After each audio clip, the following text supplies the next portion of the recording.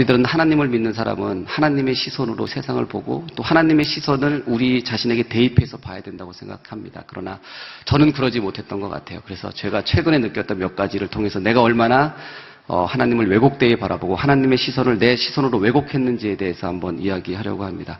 2014년 월드컵이 끝난 다음에 저는 제가 한 달 반 동안 브라질에서 비행기를 23번 정도를 탔습니다. 이동하면서 중계를 해야 되기 때문에. 그래서 너무나 상당히 피곤한 상태였고 또 몸무게도 상당히 많이 빠져있는 상태였어요. 그래서 이제 월드컵이 끝나고 나서 저에게 2주라는 휴식 시간이 주어졌어요. 그래서 2주 동안 너무나 좀 피곤해서 많이 좀 쉬고 싶었어요.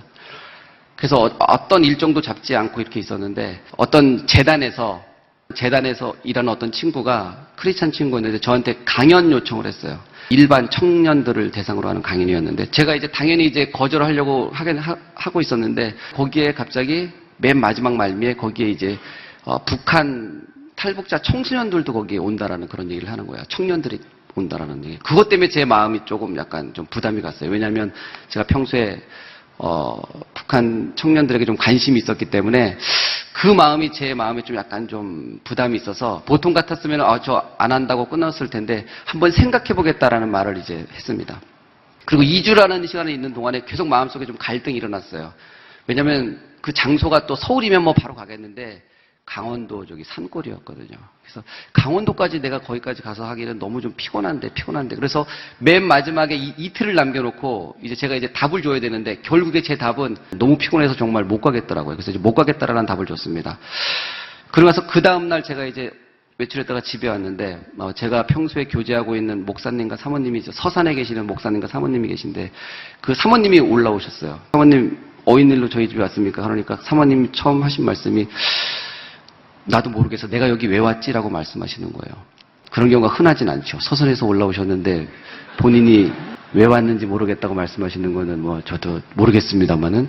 그래서 제가 딱 앉자마자 처음에 하시는 말씀이 북한 선교에 대한 이야기를 딱 하시는 거예요.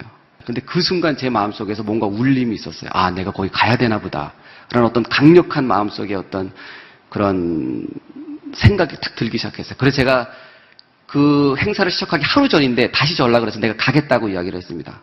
그리고 실제로 그곳에 갔어요. 그러니까 이제 그렇게 안 오겠다고 하더니 갑자기 이제 왜 오게 됐냐. 그 행사를 어레인지하는 친구가 저에게 물어보더라고요. 그래서 제가 왠지 모르겠지만 내가 어떤 한 사람 때문에 온 것 같다. 아무 생각 없이 분명히 한 사람 때문에 내가 온 것 같은데 그 한 사람이 누군지 모르겠다. 오늘 그 사람을 아마 좀 만났으면 좋겠다. 그런 이야기를 하고 이제 그 강연을 시작했어요. 그 강연은 그냥 일반적인 강연이었습니다. 그래서 청년들에게 비전에 대해서 이야기하고 노력에 대해서 이야기하고 왜 실패가 중요한지에 대해서 이야기하고 그런 이야기를 막 하면서 이제 질문하고 대답하는 그런 시간을 가졌었어요. 그리고 이제 마지막 모든 게 끝났는데 제가 한 가지 질문만 더 받겠다고 얘기했습니다. 그런데 그때까지 제가 이제 강연을 시작할 때부터 요 앞에 가운데서 계속 울고 있는 어떠한 자매 청년이 있었어요. 그런데 그 자매 청년이 계속 이제 울고 있으니까 제 눈에 계속 들어왔죠. 사실 그게 뭐 이렇게 간증 집회가 아니었기 때문에 울 이유가 없는 그런 희망과 어떤 그런 거를 하는 그런 였기 때문에 울 이유가 없는 집회에서 계속 울고 계셨어요. 근데 맨 마지막 질문을 받을게요 했을 때 그 친구가 손을 드는 거예요. 제가 그 친구에게 한번 질문해 보라고 그런 이야기를 했습니다. 근데 그 친구가 일어나서 저에게 하는 질문이 뭐였냐면 그 주제랑 전혀 상관없는 이런 질문을 하는 거예요. 왜 북한 청년들을 사랑하세요? 라는 질문을 하는 거예요. 그 질문을 받고 저도 내가 왜 관심이 있는지에 대해서 한 번도 생각해 본 적이 없어. 그냥 관심이 갔는데 제가 다 대답했는데 그 질문에 대해서만 제가 대답하지 못했거든요. 그리고 일주일이 지났어요. 내가 그 친구를 만나자고 했습니다. 따로. 그래서 그때 그 장소에 온 탈북 청년 친구 한 3, 4명과 함께 같이 일주일 후에 식사를 했어요. 그러면서 제가 알게 됐어요. 그 친구가 이제 하나님 믿은 지 6개월 됐는데 그 친구 기도 제목에 저를 만나는 게 있었던 거예요. 하나님이 정말 계시다고 믿지만 정말 하나님이 살아계신가? 이렇게 힘들게 한국에 와서 정말 하나님이 살아계신가? 라는 의심 속에 저를 만나는 것이 그 기도 제목 중에 하나였던 거예요. 그래서 저를 보자마자 이 친구 정말 하나님 살아계시구나 하면서 울었던 거예요. 근데 제가 거기서 깜짝 놀란 것은 무엇이냐면 세상적인 시선에서 보면 앞에서 이야기하는 사람은 주인공이고 주연이고 또 이야기를 듣는 사람은 마치 조연처럼 느껴져요. 그런데 하나님의 시선은 전혀 다르다라는 사실이에요. 하나님께서 어떻게 움직이셨냐면 저에게 가라고 말씀하셨죠. 근데 제가 하나님의 어떤 메시지를 못 알아먹었습니다. 그랬더니 어떤 일이 벌어졌냐면 괜히 그 서산에 계신 사모님이 아침에 일어나셨는데 오늘 영표씨 집에 가야 되겠다 하고 오셨대요. 그 제가 못 알아먹으니까 갑자기 서산에 계신 사모님을 부르셔서 저에게 그 얘기, 북한 이야기를 하게 하시고 저로 하여금 깨닫게 하시고 제가 그곳에 간 거죠.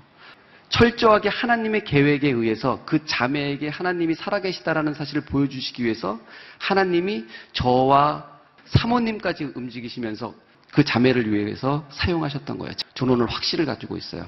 우리 한 사람 한 사람을 각자 주인공으로 사용하고 계시구나라는 생각을 제가 느끼면서 어떤 마음이 들었냐면 제 마음속에 우리 인생은, 우리의 삶은 어쩌면 일일 드라마구나라는 생각이 들었습니다.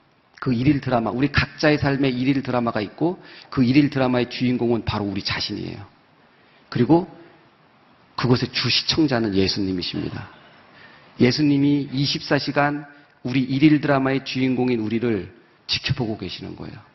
세상의 일일 드라마는 주연이 있고 조연이 있고 단역이 있고 엑스트라가 있습니다. 하지만 하나님께서 보시는 이 일일 드라마에는 다 주연밖에 없어요. 우리 각자가 다 주연이기 때문에.